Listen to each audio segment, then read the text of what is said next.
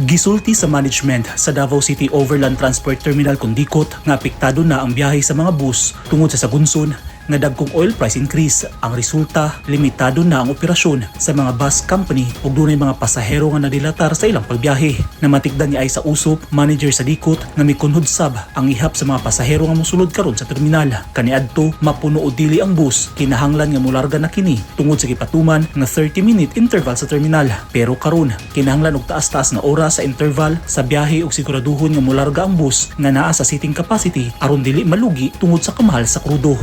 Nakita din ako sa ako ang pag-monitor nga gamay na lang yun ang mga buses nga nagasulod.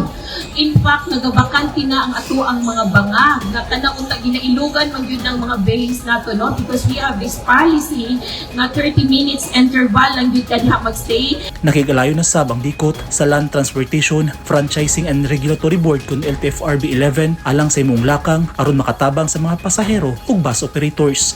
Ang mga bus companies po nato murag nag-control or nag-limit sila sa mga bus na ilang ginapabiyahe. So affected ang city, it's because ang income nato sa ilaha is through trip ticket. Diba? O maybe sa bus operators po tungod sa kamahal sa gasolina karon maong naglimit na lang po sila sa ilang ginapabiyahe nga bus. Sa milabay nga mga bulan, ana sa 700 hangtod 800 bus kada adlaw ang nagabiyahe. Apan tungod kay apektado ang mga kumpanya sa bus sa sagunson nga pagtaas sa presyo sa kada litro sa krudo, karon ana na lang sa 500 hangtod 600 bus ang nagabiyahe kada adlaw. Pag-start na yun sa kaning pag-increase sa ato ang gasolina, no? Because ginamonitor man yun na nato pag-exit sa mga buses nato.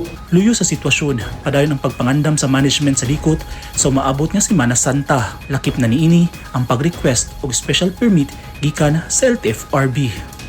Eugene Hinutan, Newsline Philippines. Stay safe.